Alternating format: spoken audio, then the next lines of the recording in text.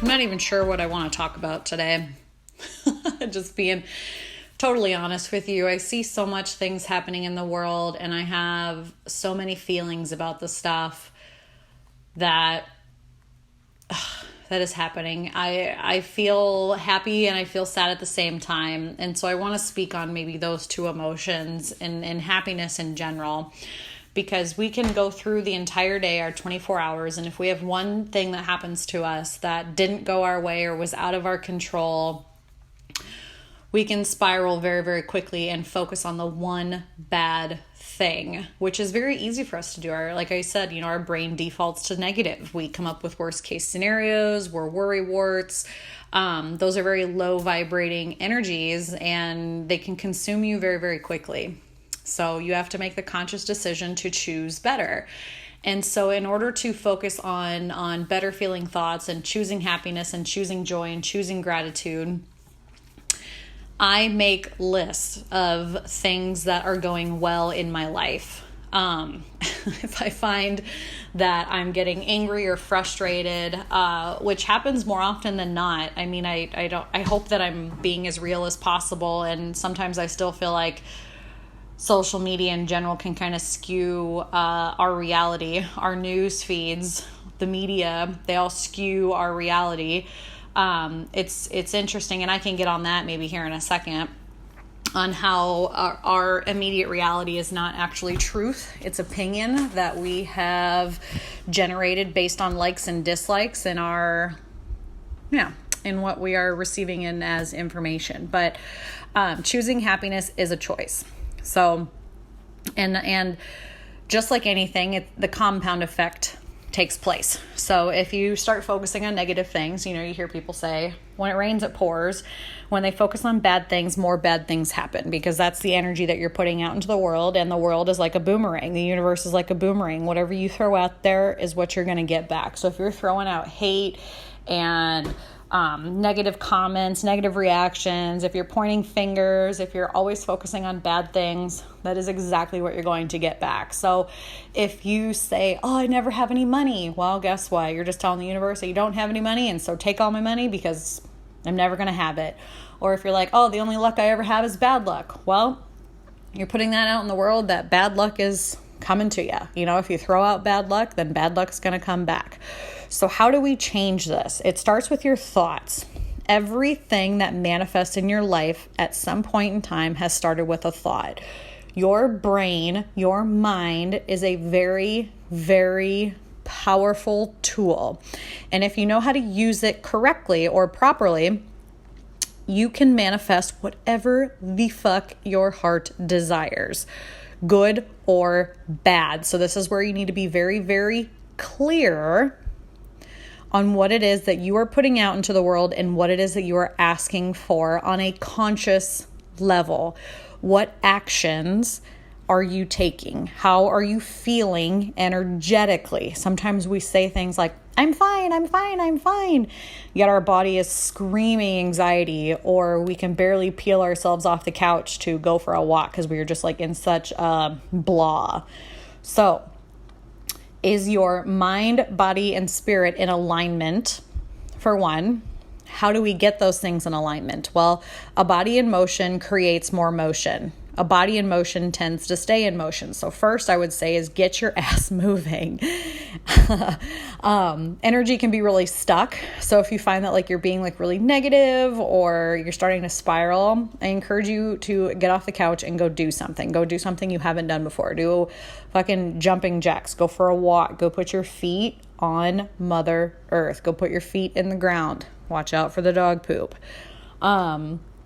And then start to choose better feeling thoughts. I would suggest shutting off your freaking phone and the TV and all of these electronics. Like, unfollow people on social media who make you feel less than. And what I mean by that is if you're always going back to their news feed being like, ugh, I wish I had what she wanted. I fucking hate her, blah, blah, blah. If you feel like anxiety or very like constriction or restriction, like in your chest, like tightness in your chest, unfollow, shut it off, mute them, whatever. If you are looking at the TV or looking at your phone and you feel inspired, if you're like, ooh, I should go do that, Also, go shut off your phone and then go do that thing. Set limits on your phone. I'm telling you, like, it is a trap. And I know that you guys are listening to this on your phone or on your computer. So this is me giving you permission that after you're done listening to this, shut off all electronics for 10 or 15 minutes and just go sit outside and listen to nature. Listen to the sounds, listen to things, unplug, get back to nature. It will like rest and recharge and rejuvenate you. And then I really want you to sit and focus on things that make you happy. So go through your day, do like a mental checklist. And I do this every evening before I go to bed.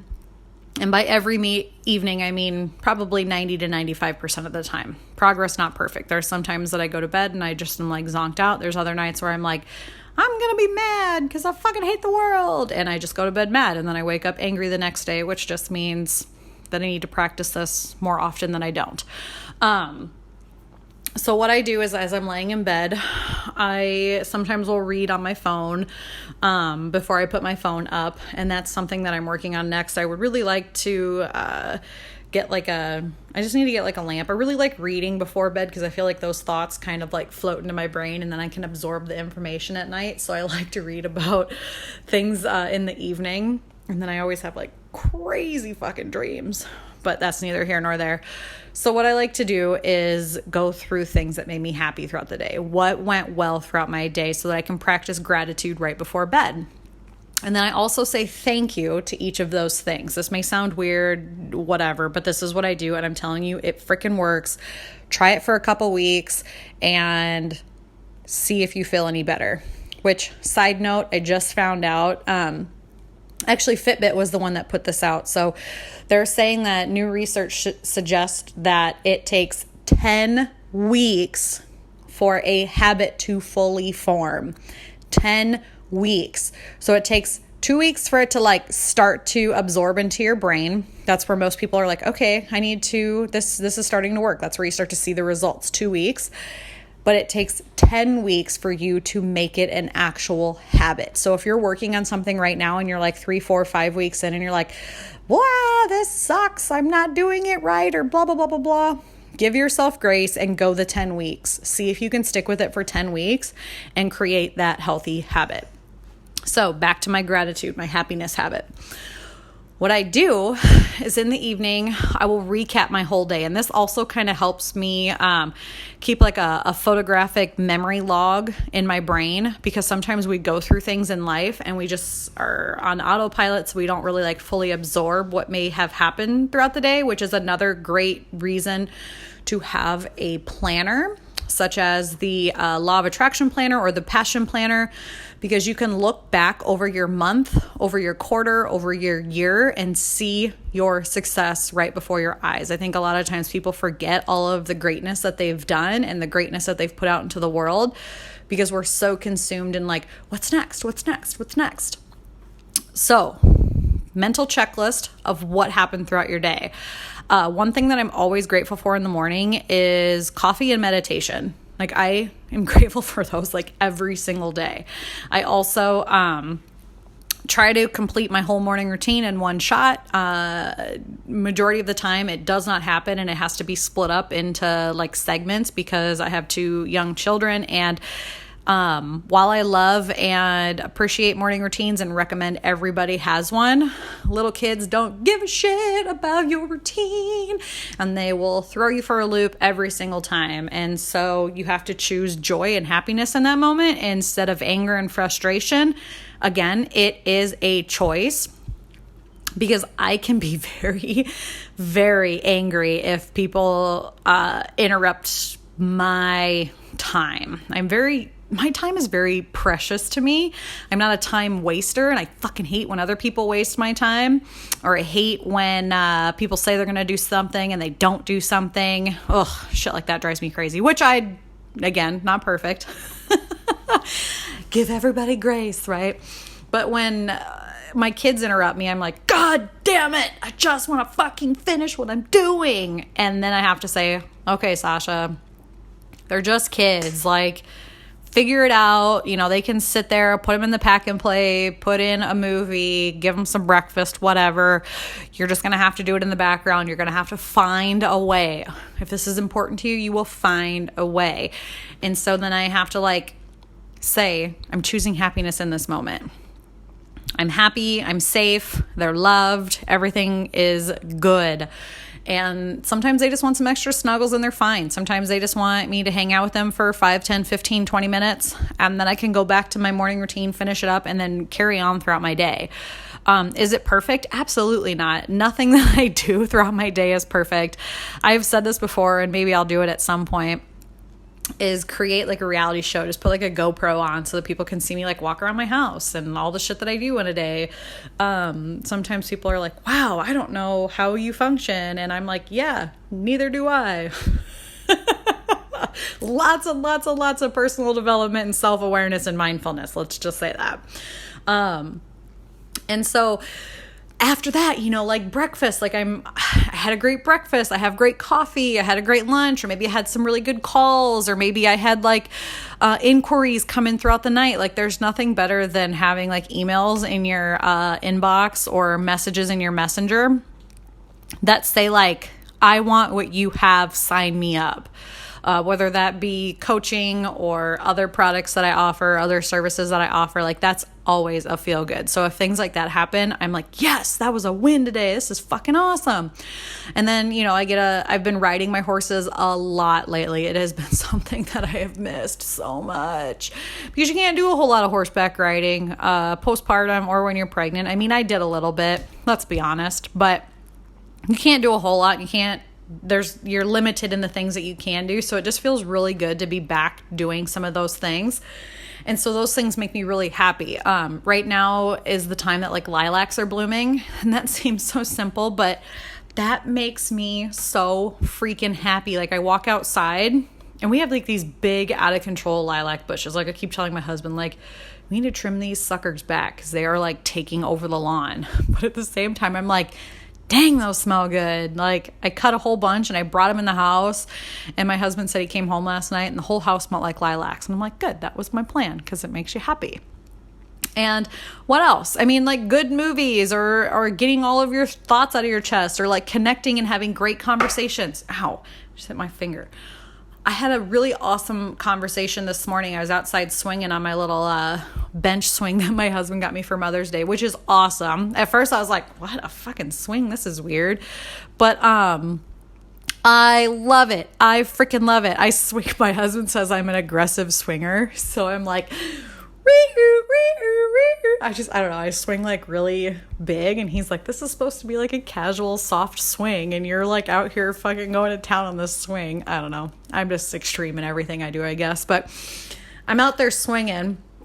I had a great conversation with a gal who owns a yoga studio, and you guys will hear her interview here coming up. And we have pretty similar stories in a sense. And I you know, when you like click with somebody, you're like, yes, more of this, yes. And so having those great conversations just makes me really freaking happy.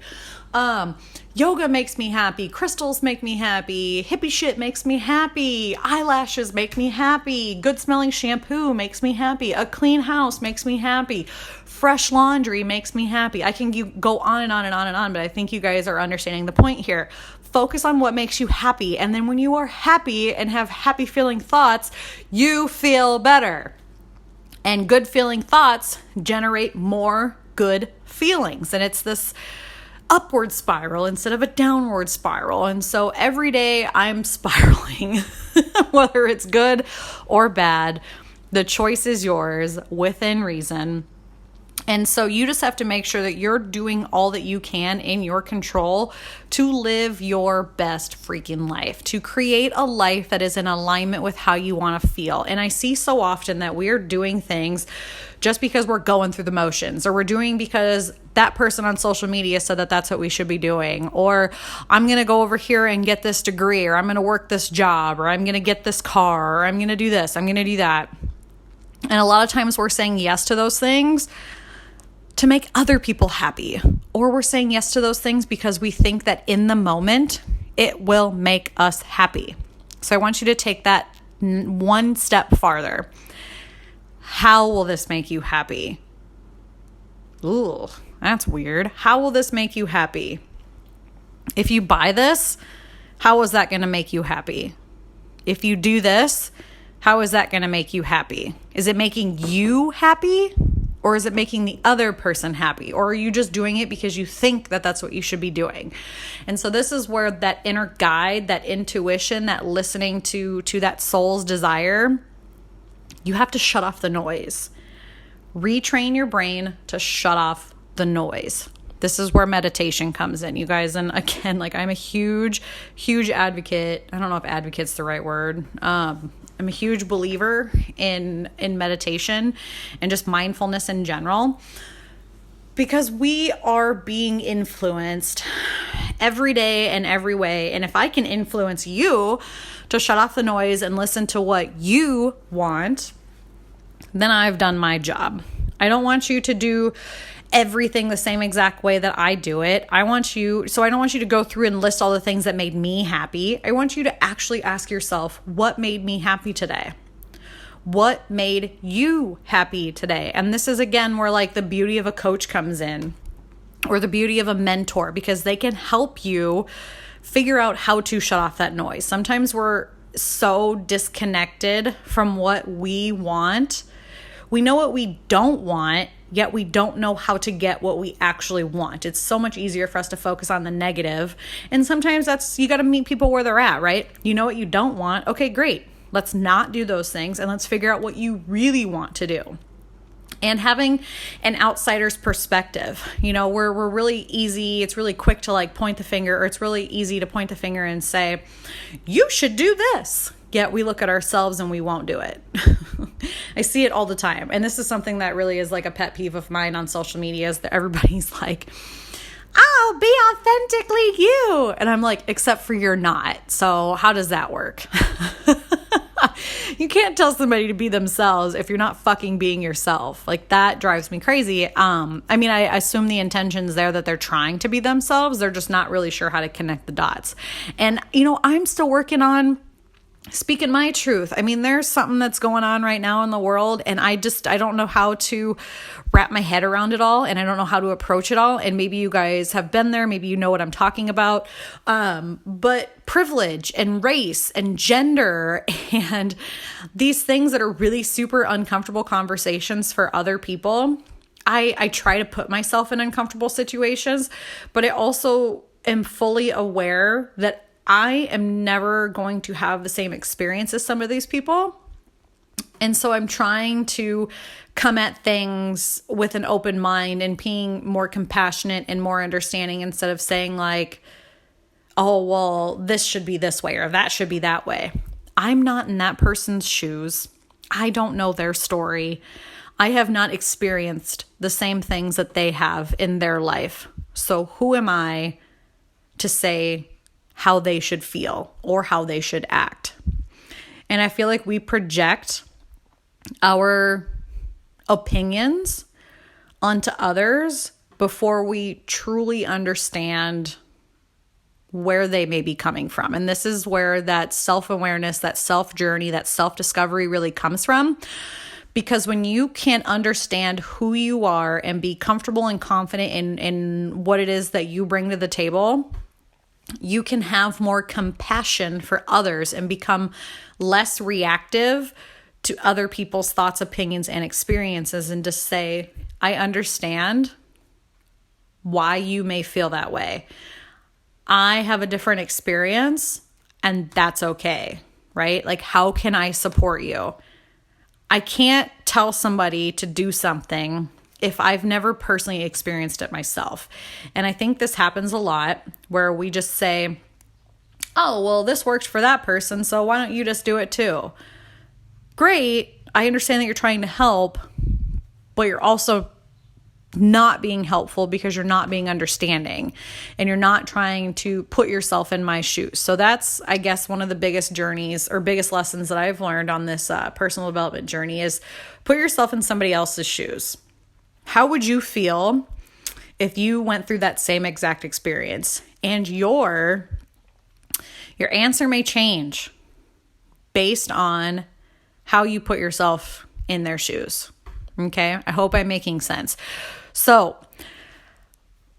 interesting enough, and then I'll leave it at this. Look at your news feed on your social media. Look at the movies that you watch.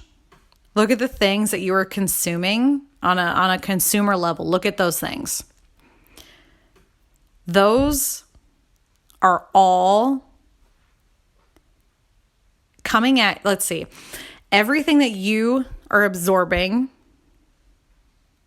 is an opinion based on choices that you've made and how you're absorbing that. And so like the algorithms don't help this at all, because if you say that you like eyelashes, they're going to blast you with everything that says eyelashes. If you like bodybuilders, you're going to be blasted with everything that says bodybuilders. If you're a white woman, your entire feed is going to be filled with white women. Does this make sense? And so in order to expand our experience, in order to expand our awareness, our compassionism, I don't know if that's a word or not, I just made it a word. In order to expand our awareness, we have to start absorbing new information, new experiences, putting ourselves in maybe even uncomfortable situations, because that's how we learn and grow. That is how we learn and grow. So I am always trying to have conversations, and I am not nearly there yet. I completely understand that I am privileged in a lot of areas, and I'm aware, and I'm trying my damnedest to help and reach as many people as I possibly can, bring a collective awareness to helping humanity. And I'm just a small part of this, and I'm not sure what the answers are. I just know that in order to get out of our own way, sometimes we have to change our perspective. And in order to change our perspective, we need to change the information that we are receiving in. Our realities are skewed based on the opinions of others. And so some things that I do is I listen to podcasts that are outside my area of expertise. I'll listen to podcasts that target groups of men. I will listen to podcasts who talk about eating disorders. I will listen to podcasts who talk about addiction. I will research things that I don't know about. I will ask people for their experiences, and I will just shut up and listen. I don't try to fix people's problems unless they ask for, my advice or something. Then if I feel like it's appropriate, I will share my 2 cents. But I try just to be compassionate and learn and understand how people experience life. A single mom and a single dad raising 2 children will have very different experiences. They will have very different opinions. Both are valid. Neither are right or wrong. So why are we projecting? We're so quick to point the finger and say, like, you need to do this or you need to do that. But what if we just come at these things with more love, more compassion? And one way that we can do that is by decluttering our own brains and choosing good feeling thoughts and moving through emotions instead of just letting them get stuck in our energy body. So instead of like being stuck in anger or being stuck in depression or being stuck in XYZ, move your body, move your energy. Clean all of that energy away by just going out there and doing something different. Ask for help. Go get a pranic healing session. Go see a Reiki practitioner. Go for a run. Go for a bike ride. Eat some healthy food. Do a meditation. Write it all down in a letter and burn it. Like, you have to get rid of that stagnant energy. Get rid of those bad feeling thoughts in your head. Focus on good feeling thoughts. And then bring more awareness and compassion to the things that you are projecting out into the world, because everything that we do is a projection, good or bad, right? And so this entire 20-minute, 30-minute, whatever rant that you guys are listening to, the things that I want you to leave with, the things that I want you to take away is not everybody's experience is the same as yours. So how can you show up with more love, more compassion, and how can you choose happiness and joy over negativity and hate?